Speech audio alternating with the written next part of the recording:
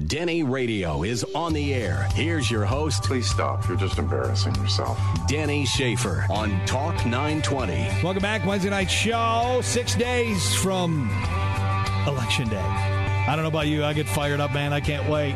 But I'm not going to be on Election night. They're doing an extended Hugh Hewitt deal. And he'll be covering all the races all across the country. But we're going to have local input of all the races. So we'll be on top of that for you. As Aaron Williams and Chris Monroe and Gene will all be here in studio. Denny. And I'm going to be over at Liz Carter's victory party. She invited me over there. Oh, in that case, I'm going too. No, you can't. Dead air, baby. Stay here and run the board, and you got to handle all of that. So, I'm going to Fenn's victory party. What's going to happen? I mean, some people are saying 70 seats. Some people, I heard today, Rasmussen say he's sticking with 55. And then there's people like Gene that say, well, the Democrats are going to hold on to their majority in the House. Who really knows? Well, we have somebody who is trying to make history. He is running in the traditionally always liberal Democratic district of District Number 5. He's Fenn Little. Fenn for the 5th. Fenn, welcome back to Denny Radio. How you doing, Denny? You know, I am blessed, sir. How about yourself? Same. You know, you got 6 days to go, and you still look fresh. You don't look like you're ready to curl up and die after all the hard work. Well, we're in the process of making history. We are really making a change. The support from this district, you got to remember, it's been 24 years of the same thing in the 5th district, and people are coming out of the woodwork from the furthest north to the furthest south saying, we can really have a voice in Washington, and they're excited. We have accountants standing on the corners of streets and lawyers and doctors putting out yard signs, holding up signs and shouting out the get out the vote. So when this all started, did you think that it would grow to what it is today with you actually having – it's an outside chance, but you have a chance to win? Absolutely. I think we're going to win. We've got – just such an incredible volunteer organization. We have some 1,500 volunteers. Wow. That are doing everything from making phone calls to sending out emails to handing out flyers. People are doing it in the rain today. How much national help are you getting from the GOP? What does zero come out to be? See, nobody's giving you a chance here, but you got 1,500 volunteers. Though we've actually gotten a little bit of attention from the national. We haven't received any money or anything, but because of the incredible inroads we've made in the African American community, that's gotten their attention. That we have this broad base of support, not just Buckhead, but the entire district is coming out and supporting us. Now, like Liz said, that there's been no polling done in her district. They've done some polling. She says she's ahead. Have you guys done any polling or have any access to any numbers? We've just grapevine numbers. Evidently, my opponent's done some. It looks like it's very, very close, too close to call. We actually looked into polling and decided we were better off spending our money elsewhere, particularly when the people that really are the political guru types said this election is so unusual and our district's so unusual it's not really going to do us any good.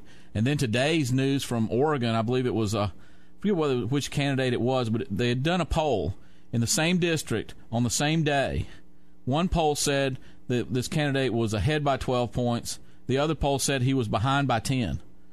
And that made me convinced that we made the right choice about spending our money elsewhere. So since you haven't gotten any help at the national level from the GOP, does that mean you're not going to be beholden to them at all in any way when you win?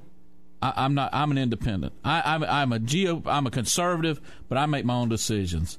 I'm going to stand up for what's right for the people of the district. I can't let these 1,500 people and the countless others that are voting and spreading the word, just making phone calls or spreading the word on the streets, I can't let them down.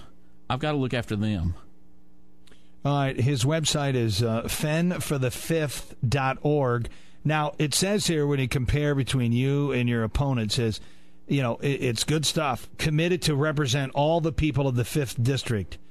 What exactly does that mean? Can you be specific of how you're going to represent everybody of the 5th? Well, this is an incredibly diverse district. But we have a common bond. We all want the best for our families. We want a future for our children. and we're very independent. We want to have the opportunity to make our own decisions. And that's what's brought people together. We have people in the North, the white, Caucasian, Protestant, the WASP community.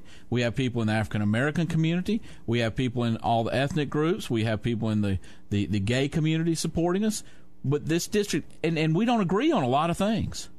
I mean, I'm a conservative Christian guy, but I can sit down with somebody who has completely opposite views and listen.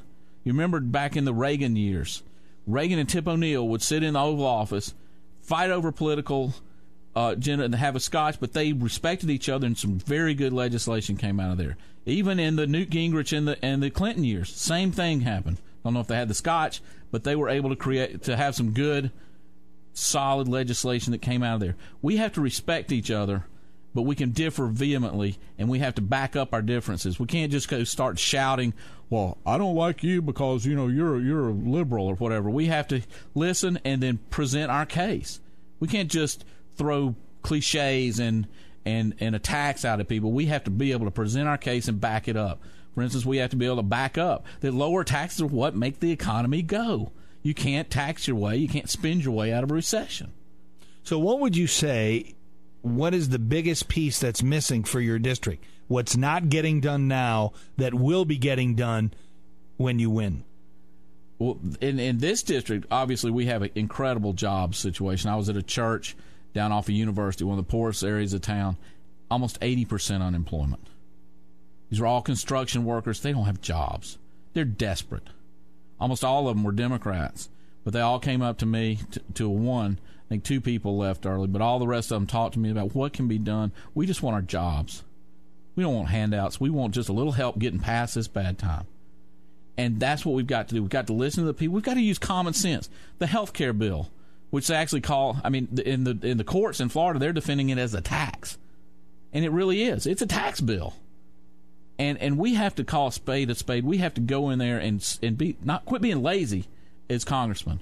We have to read the bills. We have to stand up for what's right for our citizens. And that will actually, if we get back to those foundational principles that made this country what it is, the rest of it will fall into place. Now, you mentioned that you met a lot of folks are out of work and they just want to work. What role do you play as a member of Congress as far as bringing jobs to this area or creating jobs? The biggest is holding the government accountable. It is my role as in Congress. Congress is the source of any spending bill. That's where it originates. We have to defund. One of the things I want to do when I get up there, we're actually going to have to cut spending, or our kids don't have a chance. Right now, they're all looking at about $40,000 worth of debt right now. I've got an 8-year-old. By the time she gets out of college, at the rate we're going, it's going to be $100,000 plus. I propose that every congressional district in the United States of America cut $1 million worth of pork out of what they're already receiving. That's $500 million that we could save right off the bat. And $1 million is not much. We just did $47 million for a streetcar. Yeah, that we never did talk about that because I was off the air when I heard that story, a streetcar. And where's it running from? This is downtown. That's the downtown streetcar project. Are they really going to do that? I mean, are they serious? Nostalgia. We're broke. We don't have jobs, but nostalgia. And the city's got to kick in another $30 million on top of the 47. Why would they do that? There's not mass. Is there any mass transit in the country, or even the world for that matter, that even breaks even, let alone be profitable? I don't think there is. Well, this is not even mass transit. This is a streetcar. That's what I'm saying. I mean, which makes it even worse. Why would you pay for something that you know is no way you're going to get your investment back? Well, the MARTA train runs the same route right now, and the bus that used to run that route was discontinued because there weren't enough riders. There you go. So why would you do that? Who fought for that money? Well, my opponent, for one. Yeah, that's what I thought. I remember seeing his picture, and everybody was high-fiving and all that. But it's that kind of nonsense that people see, and it's just discouraging that they can't see the bigger picture.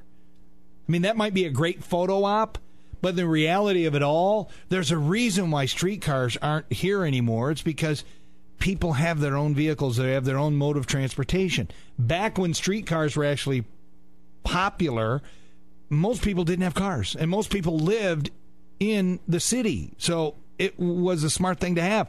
It's not smart anymore. No, and it's completely irresponsible. We just flat can't afford it. Well, and then everybody loved to ride a streetcar, and go to San Francisco, you ride the streetcars, but we just flat cannot afford almost $100 million of money that we don't have, and we're going to borrow it from our children. We're basically taking that money from our children. Really, it's a list of priorities. I mean, we need to have a list of, okay, here's what we can afford, here's what we should afford. And then there should be another list of, but what really should we spend our money on? It's nice to dream, Fenn, but where's the reality check? Well, we need to spend it on education. I was at an event the other day. Was a retired Air Force general. He told me that 75% of the people that apply to get into the military cannot pass the exam. Wow. I didn't realize there was an exam. 75%? That's what he said. Wow.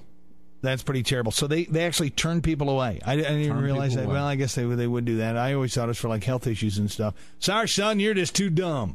You can't. Well, you think about how sophisticated the equipment you have to use in the military versus in the dark ages when we were at that age.